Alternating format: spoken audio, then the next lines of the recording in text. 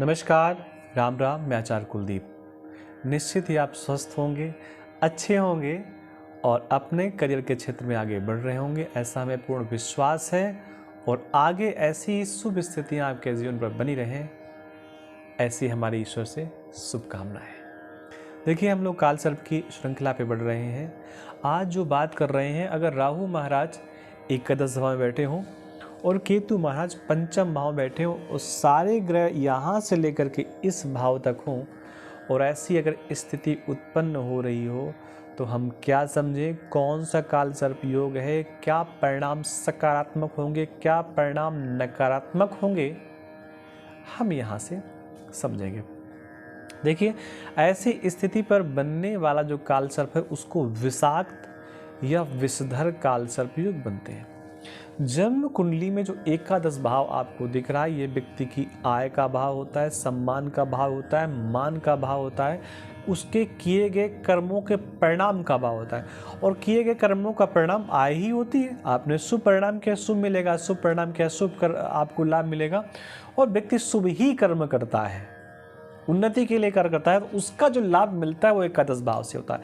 एकादश व्यक्ति के मस्तिष्क का भी भाव होता है। एकादशी का व्रत करते हैं ना, एकादश व्यक्ति के मस्तिष्क का भी भाव होता है। तो यहाँ पर राहु बैठा हो तो मस्तिष्क में कई प्रकार की पीड़ाएं, समस्याएं, टेंशन, ये सब कुछ मिलता ही रहता है व्यक्ति को।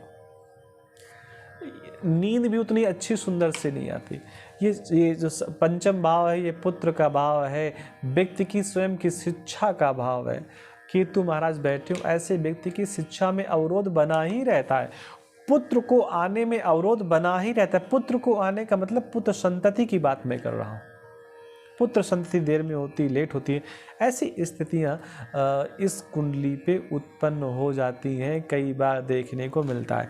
एक बात और भी है कि ऐसे लोगों को नेत्र रोग भी हो जाता है, हृदय रोग भी होता है, बंधु विरोध, अपने ही लोग ऐसे व्यक्ति का विरोध करते हैं, ऐसा देखा गया है। अनिद्रा रोग भी होता है और जातक को जन्म स्थान से दूर जाना ही पड़ता है, उसको जाना ही पड़ेगा।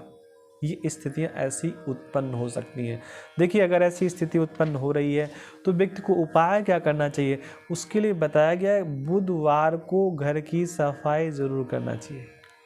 देखो, सफाई रोज करनी चाहिए, वो रोज तो व्यक्ति सफाई करता ही है, लेकिन बुधवार को वहाँ भी सफाई करनी चाहिए जहाँ व्यक्ति कई बार सफाई नहीं करता है, कई महीने नहीं करता है, होली दिवाली पे करता है, तो बुधवार को उस दिन सफाई जरूर करनी चाहिए।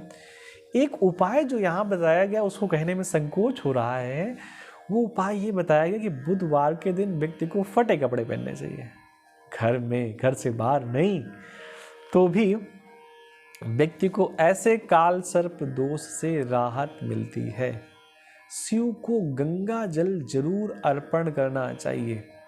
अगर गंगा जल नहीं है, किसी कारण से आप ऐसे भारत के कोने पे रहते हैं जहां गंगा जल इजीली अवेलेबल नहीं है, आपको मंगवाना पड़ता है, तो लोटे में जल लीजिए, गंगा का स्मरण करिए, 3 बार गंगा गंगा गंगा कहिए।